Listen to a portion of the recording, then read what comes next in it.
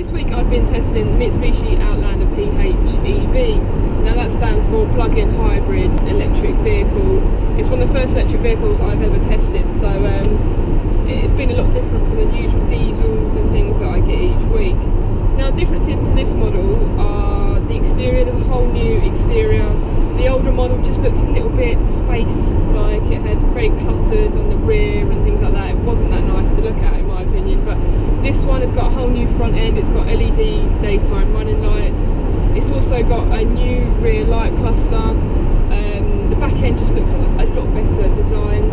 You have roof rails and things like that, and I think it will appeal to the market a little bit more. Now the interior of this car has also been redesigned. There's leather seats in this model.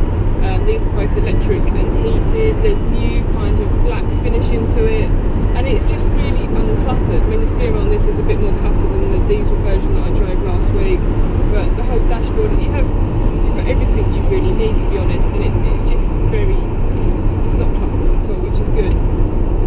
They've definitely improved on some of the plastics that are involved in the interior.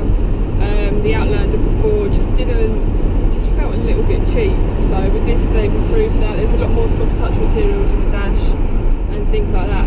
But what you're really interested in this car is actually the technology within it. So this car is a 2-litre petrol engine sited at the front of the vehicle. It also runs alongside the electrical engine, so this can transfer from electric to petrol depending on what kind of driving you're doing. And it's actually a really clever, seamless kind of transition that it does.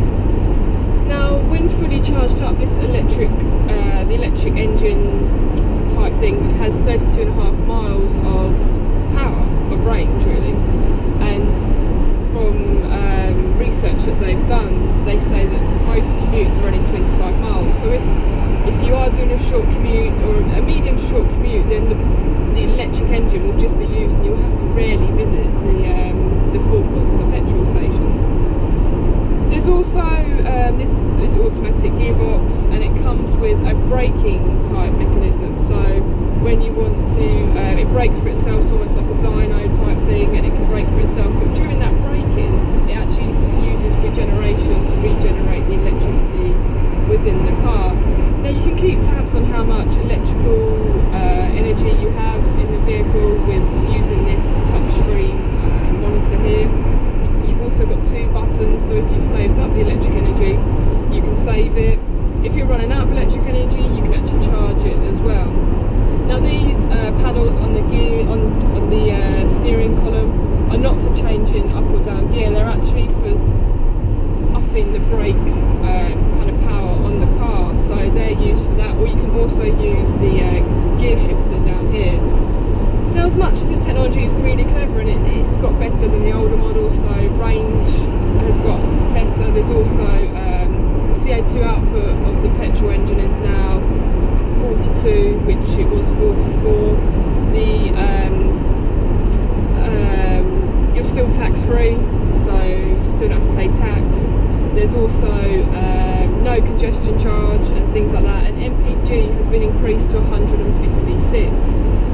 Now if you're doing the short mileage and things like that, which they say a lot of people do, then this would be a perfect car, but I do lots and lots of miles on it, and for me this has been so expensive to run that I'm actually going off to now get my Freelander.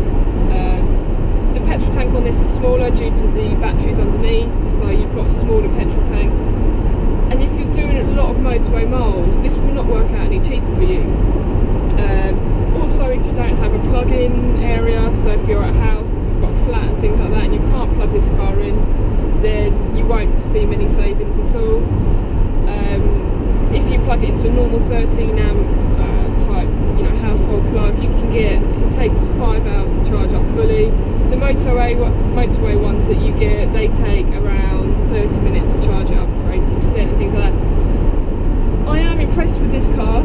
I am really, really impressed with this car, but it simply does not fit my lifestyle that the driving miles that I do. But the benefit in kind on this and the company tax type things could mean that this could save you a bundle of money.